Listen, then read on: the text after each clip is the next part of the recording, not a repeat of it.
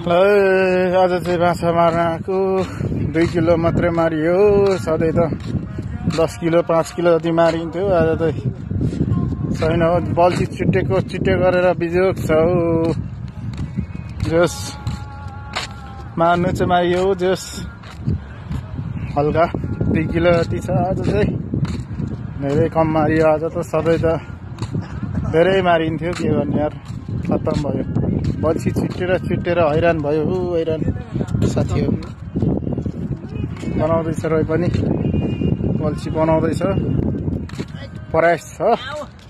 आज चाहिँ मारेर जाउँ धेरै भन्ने कुरो, छाक चाहिँ पिराउँ भन्ने कुरो।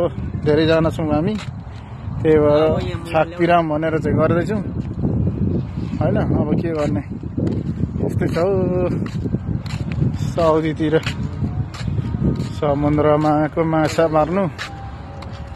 ठिकै छ, आज मरेन, थोरै मर्यो आज, कोही बात छैन। भोलि मारिन्छ, भोलि पर्सि।